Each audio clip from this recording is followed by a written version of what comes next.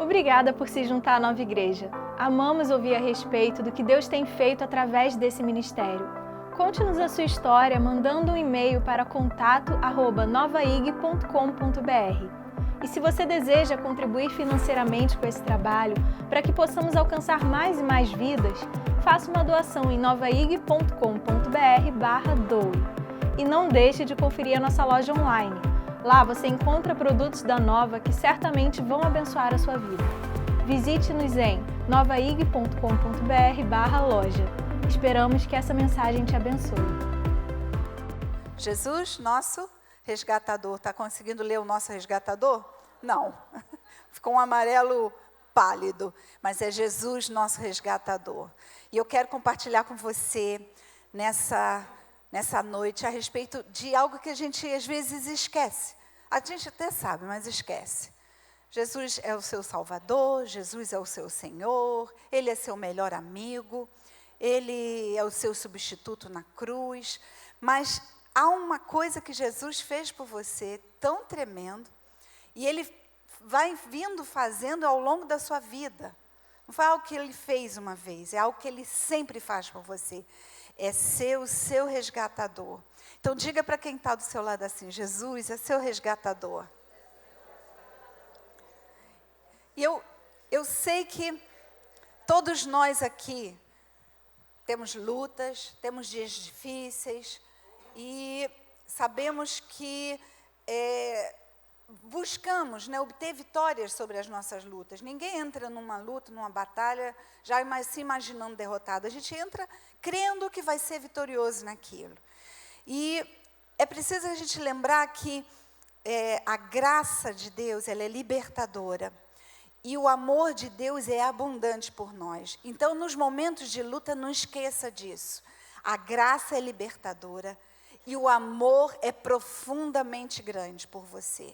Então, mesmo em meio das lutas, em meio às provas, Deus não está te testando para te levar para uma derrota.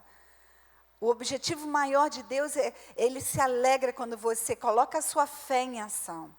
Fé para alcançar milagres, muitas vezes. Você coloca a sua fé em ação para conquistar a sua vitória que já te pertence. Ela nos foi dada, vitória sobre todas as dificuldades, já nos foi dada através de Jesus. Nós já possuímos o favor de Deus para termos saúde plena. Você pode dizer amém? Jesus, açoitado, ferido, para que nós tivéssemos saúde plena, tivéssemos cura das nossas enfermidades. Você já obtém vitória na sua vida profissional, na sua carreira, nos seus negócios, porque Deus, Ele fica satisfeito, Ele tem prazer na sua prosperidade. Então, nessa área, se você tem tido luta, saiba que Deus já te deu vitória. Na área familiar, a mesma coisa. Há promessas de uma vida feliz em família. Então, todas essas coisas, em todas as áreas, você tem o favor de Deus. Você tem o favor de Deus. Então, eu quero colocar no seu coração nessa noite, Elpis, que é aquela esperança, aquela alegria, aquela expectativa de que algo bom vai acontecer. Eu estou passando por lutas, eu estou passando por dificuldades, mas eu tenho uma expectativa de que algo bom vai acontecer. E dentro desse pensamento, eu quero te dizer, eu quero que você repita comigo, que você é muito amado por Deus. Diga assim: eu sou amado, profundamente amado. Eu sou favorecido, totalmente favorecido e justificado. Quando você fala isso, você está se posicionando.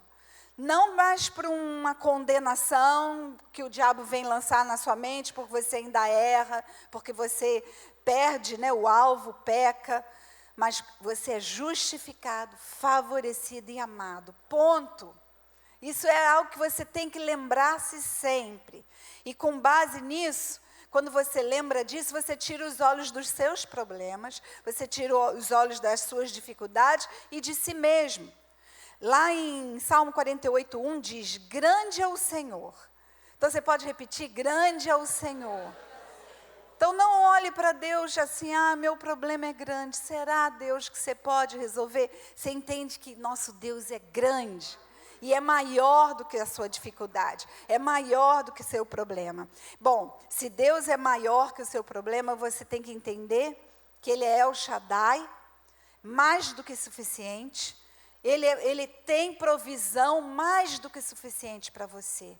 Você pode dar um glória a Deus por isso? Ele tem cura, Ele tem fartura, abundância, paz infinita, alegria infinita. Deus é um Deus mais que suficiente.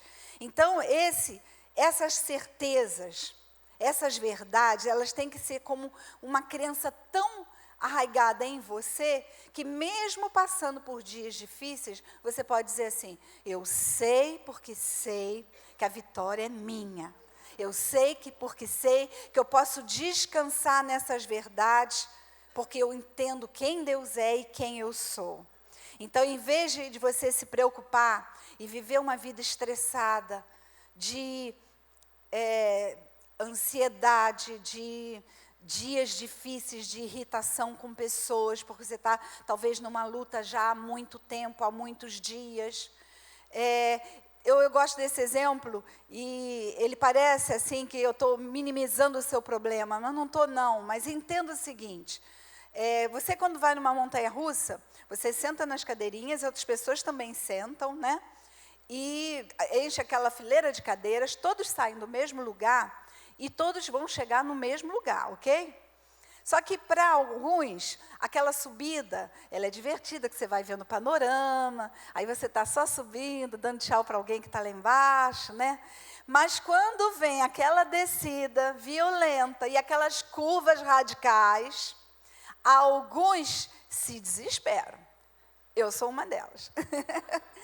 E ou fecha o olho e se contrai toda, grita sem parar. E eu lembro que uma vez que eu fui com meus filhos, eu disse: meu Deus, o que eu estou fazendo aqui? Eu tenho 3 filhos, se esse troço cai. Eu não conseguia pensar noutra coisa. Mas na minha frente, tinha uma pessoa com as 2 mãos assim, de olho aberto, curtindo cada uma daquelas descidas, cada uma daquelas curvas.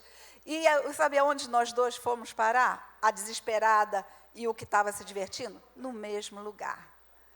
Então, a vida, às vezes, nos leva para situações difíceis. Mas não olhe para o seu problema. Olhe já lá para o lugar da chegada. E lá que Deus vai te conduzir. Então, aproveite, mesmo que você diga assim: não dá, estão dias difíceis. Comece a louvar, comece a olhar a vida como sendo dessa forma. Deus não vai, essas circunstâncias não vão me segurar. Nós acabamos de cantar isso. Isso não vai me segurar. Deus vai me levar muito além dessa dificuldade, desse problema. E você começa a entender melhor a vida. Então, eu quero hoje, nós estamos comemorando ainda, já quase acabando o mês de março, mas comemorando o mês das mulheres. O pastor Jorge cedeu aqui 2 quartas-feiras para a pastora Luciana, agora para mim. E eu falei: não, eu vou falar a todos, não vou falar nada de mulher, mas não teve jeito. Eu peguei o exemplo de uma mulher. É uma mulher da Bíblia que vai nos ensinar bastante nessa noite. Porque eu creio que essa mulher passa por dias difíceis, e eu sei que tem muitas pessoas passando por dias difíceis, e eu quis trazer o exemplo dela para te encorajar nessa noite. Eu li isso uma vez num livro, e eu achei muito interessante. Dizia assim: para tudo que nos é tirado, algo de grande valor nos é oferecido. E eu quero falar para você sobre perdas. Parece uma coisa muito forte, mas é isso que eu quero falar com você nessa noite. E eu li também nesse mesmo livro, dava o exemplo de um lugar, uma floresta, no México, e tinham pessoas fazendo uma excursão por dentro da floresta, e o guia começou a explicar que havia uma árvore, e ele falou assim: não toca nessa árvore. Dessa árvore sai um líquido vermelho, e ele causa queimaduras na pele, então não toque nessa árvore. E eles continuaram caminhando, daí um pouco o guia falou assim: olha, essa árvore aqui, está vendo só, eu vou cortar, saiu um líquido preto. Pois vocês saibam que o fluido preto dessa árvore cura queimaduras. Então, o que a gente conclui com isso? Que a vida também é assim. Talvez você passe por momentos onde você se queime, mas lá na frente, lá adiante, vai ter algo que vai te curar. Vai ter algo que vai trazer, você vai entender. É difícil esse versículo. Às vezes a gente fica assim, caramba, como que pode tudo cooperar para o meu bem? Eu, às vezes, não entendo. Mas a vida vai levando você a entender que lá na frente, aquilo tudo que você vem passando, ela vai formando, né, o seu caráter, vai formando em você uma resistência para você alcançar lugares maiores. É você ir usando a sua fé cada vez mais. Então, eu quero entender esse versículo onde diz que tudo coopera para o bem daqueles que amam a Deus, vendo um pouquinho com vocês a vida de Ruth. Então, existe um livro, né, o livro de Ruth, está no Velho Testamento, e ele relata a vida de uma mulher chamada Noemi. Eu vou ser breve em contar essa história para vocês rapidinho. Noemi, ela era casada com um homem chamado Elimeleque, e eles viviam em Belém. Mas lá em Belém, a fome tomou conta da cidade, e a dificuldade para continuar ali fez com que essa família, Noemi, Elimeleque, os 2 filhos, Quilion e Malom, saíssem e fossem para a terra de Moabe, aonde viviam os moabitas. E lá, os filhos de Noemi e Elimeleque conheceram rapazes lá e se casaram, conheceram moças lá e se casaram. Então, Quilion se casou com Orfa e Malom casou com Ruth. As 2 eram moabitas, elas não eram do povo da aliança, elas eram inclusive fora da aliança, era um povo debaixo de maldição. O tempo passou, Elimeleque morreu, daí um tempo os 2 filhos de Noemi também morreram. E aí ficou Noemi viúva com 2 noras viúvas. E ela então decidiu que ela iria voltar para a terra dela, lá em Belém. E ela falou, eu dispenso vocês podem voltar para a família de vocês. E elas relutaram muito, porque eram muito amigas. Mas Orfa decidiu ficar lá em Moabe, mas Ruth decidiu seguir com Noemi para Belém. E como Noemi já era uma senhora, já idosa, Ruth saiu para arrumar a provisão para elas. E, na verdade, elas não tinham muito. Então, Ruth encontrou um campo de cevada e ela viu que haviam pessoas colhendo e ela pegou das sobras. Meio que escondida ali, ela pegou das sobras da colheita da cevada. Até que um homem, o dono do campo de cevadas, viu, ele chamava Boaz, e ele viu e perguntou, quem é essa? E contaram a história, ela é Ruth, ela veio lá da terra de Moabe com Noemi, e ela está vivendo agora aqui, e ela está pegando só as sobras. Não diz para ela que ela pode pegar algo mais, deixa ela pegar o que quiser. E, na verdade, Boaz, ele era da família de Elimeleque. Então, quando ela chegou em casa, Ruth, levando mais do que imaginava, não só das sobras, contou a história toda para Noemi, e Noemi disse, mas de quem é esse campo? De Boaz. Nossa, ele era parente do meu marido, Elimeleque. Então, você vai lá, novamente. E a história conta um episódio que eu não vou entrar em detalhes, mas até que Ruth propõe a Boaz de resgatar ela, comprar ela.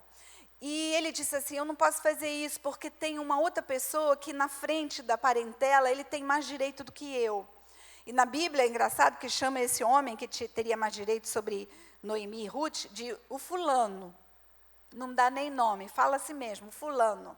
E o fulano, quando soube que estava sendo dada a ele a oportunidade de comprar as terras, que eram de Elimeleque e Noemi, e que teria que nisso trazer Ruth para ser sua esposa, ele disse, não, eu não quero. Isso vai me comprometer, isso vai me prejudicar, eu não quero. Então, eu passo aqui a vez para o próximo. E o próximo era Boaz.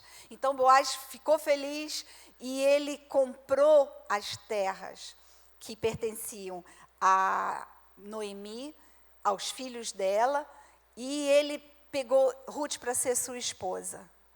E dali para frente, a vida deles prosseguiu, eles tiveram um filho, o filho que ele se chamou Obed. Depois esse filho teve um outro filho que se chama Jessé. Esse Jessé teve um filho chamado Davi, que você venha conhecer como rei de Israel. E que foi o que veio da linhagem de Jesus. Então veja bem agora comigo, que a perda de Ruth, Noemi e Ruth juntas, né, tiveram uma perda violenta. Sem dúvida, para aquela época era muito pior do que nos dias de hoje. Ficar viúva era já difícil, ainda por cima ficar sem os filhos, homens, para sustentar a sua viuvez. Então elas ficaram sem ter nada. E, na verdade, elas precisavam que alguém resgatasse elas, que alguém da família dissesse, vem cá, eu vou assumir vocês. Um que recusou, a gente entende como sendo aquele que era a lei. Porque a lei, ela cobra, ela demanda, a lei, ela exige, ela condena. Mas veio um que foi Boaz, que simplesmente não olhou para Ruth como sendo, essa é uma moabita, ela está debaixo de maldição. Não, assim mesmo, ele fez aliança com ela. Casamento naquela época simboliza aliança da mesma forma que Jesus tem conosco hoje. Nós somos a esposa de Jesus, a igreja é a noiva de Cristo. Então, nós estamos aliançados com Cristo como uma aliança de casamento. Então, você entender que Boaz simbolizava, né, representava Jesus resgatando aquela mulher. E o futuro dela foi completamente diferente. Ela que era serva, estava ali pegando das migalhas, das sobras, sem perspectiva nenhuma de uma vida futura, garantida. Ela, de repente, de um dia para o outro, se tornou esposa, parte da aliança, com parte na herança. E ela ali teve filho, e não só Deus transformou a vida dela, mas toda a geração que veio após ela. Então, no natural, talvez você tenha chegado aqui e tenha dito assim, eu tenho tido perdas. E essas perdas têm gerado em mim muita decepção, muita amargura, muita frustração, e eu até estou desanimado na fé. Porque isso pode ser colocado como perda de pessoas mesmo. Você pode ter perdido, e pessoas são insubstituíveis. Não que você tenha que olhar e dizer, isso não foi nada, eu vou viver a vida. Não, entenda o seguinte, você não pode ficar parado na perda. Você não pode. Você não pode estacionar na dor. Você não pode estacionar na perda. Deus quer te levar além.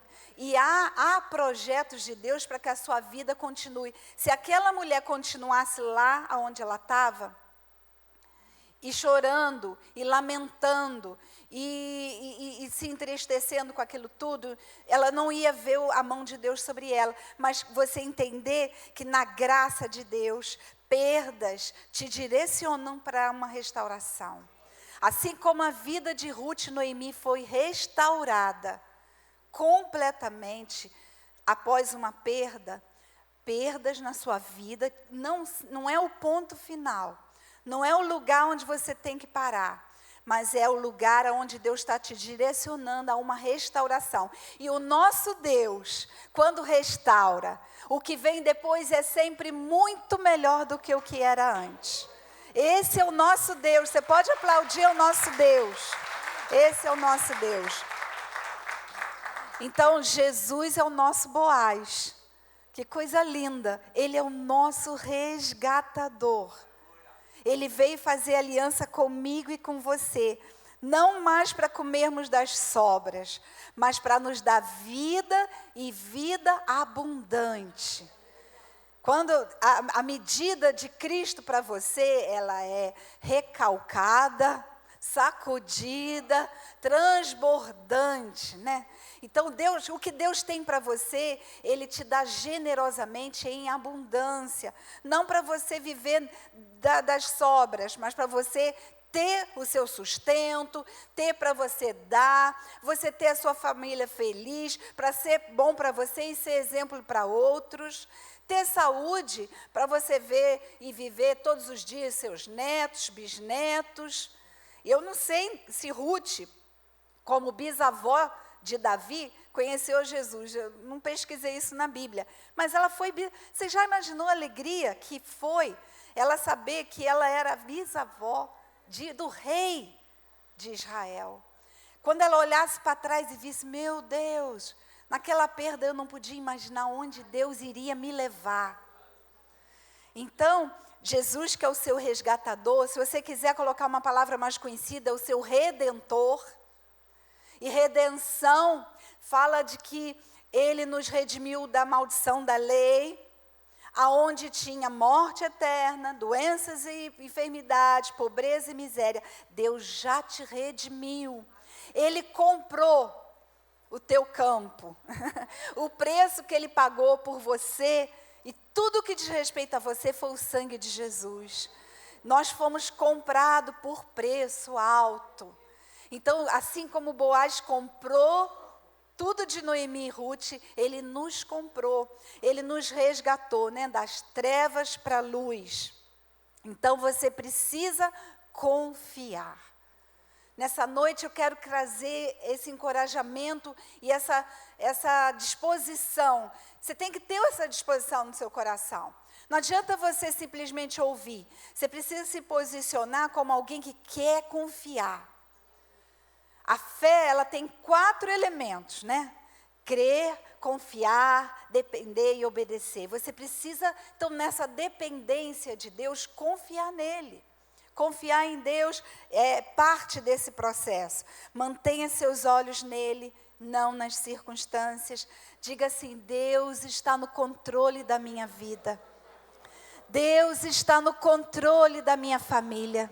Deus está no controle do meu trabalho. Deus está no controle.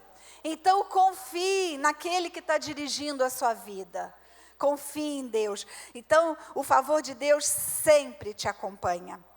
O favor dele sempre te acompanha, então não permita que pessoas ou circunstâncias te limitem, ou circunstâncias e perdas te paralisem, mas use sua fé no poder da restauração.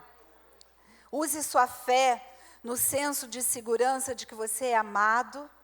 Então, você coloca essa confiança em quem você é. Eu sou amado, eu sou favorecido, eu sou guardado, eu sou abençoado por Deus, por causa de Jesus. Não pelos meus méritos, mas por causa de Jesus. Isso gera em você um espírito da fé. Cada vez que você se posiciona em confiança, você começa a gerar no seu coração o espírito da fé. Isso é diferente do espírito da dúvida, da incredulidade. Quando os espias foram lá, né, aqueles espias, alguns vieram, a maioria vieram, olhando as circunstâncias, dizendo a realidade. Não era diferente daquilo, era mesmo. Tinha inimigo, a terra era cheia de inimigo, eles eram gigantes, eles iam devorar todos como um gafanhoto. Enfim, mas vieram 2, né? 2, Josué e Caleb, que enxergaram além, que usaram a fé, colocaram a confiança na palavra de Deus que dizia que eles iam tomar posse daquela terra. E eles começaram a dizer, não, mas Deus está conosco. Então, depois lá no Novo Testamento, você vê, quando se refere a Josué e Caleb, fala que eles tinham o espírito da fé. E isso hoje é algo que você precisa ter. Lembrar que Jesus é seu resgatador. Então, se você tem sofrido perdas em alguma área da sua vida, Ele vai restaurar. E Ele vai trazer em abundância para a sua vida. Precisamos ter essa revelação no nosso coração. De que a graça de Deus, ela é libertadora. Pode ser que você esteja passando por momentos de dor, de perdas, de frustrações, de desespero, mas lembre-se que nós somos o único povo da terra que mesmo depois de perder algo pode dizer que não perdeu porque Deus restaurou. Nós somos esse povo, amém? Deus está no controle da sua vida. O que precisamos aprender, então, é confiar e descansar no Senhor. E eu lembrei, já no finalzinho, já vou encerrar, de que lá em 2 Samuel, no capítulo 12, conta a história de que Davi, ele perdeu um filho que ele teve com Batseba. E o menino foi ficando muito enfermo, ele foi ficando com uma enfermidade muito grave, e Davi, intercedendo por ele, chorou muito, se prostrou, rasgou as vestes, se cobriu com um pano daquelas cinzas, e ele jejuou, mas enfim o menino morreu. E vieram os homens dizer, tiveram todo cuidado, não imaginando como é que Davi ia receber aquela notícia, e eles disseram, seu filho morreu. Parece assim cruel, de cara, mas aquilo colocou Davi numa postura. Eu tive agora uma perda, parece que teve um fim, né? E aí a Bíblia fala assim, que ele se levantou, se lavou, se vestiu de novas vestes, e ele comeu do pão. Ele se alimentou. Então, nos momentos de perda, quando você vê assim, que a coisa já está lá, você precisa se levantar, você precisa se banhar da palavra, você precisa se vestir da sua armadura espiritual e comer do pão da palavra, para você agora sair fortalecido para continuar a viver. Foi o que Davi fez.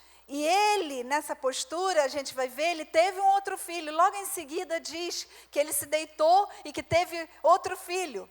Mas logo em seguida essa história. E nada menos do que o rei Salomão. Então, veja bem, Deus te dá. Deus te restaura. Então, não foque no momento, não foque na hora da sua dificuldade. Olha lá para a vitória onde você está programado, projetado, planejado para chegar. Eu queria que você ficasse de pé, aí no lugar onde você está.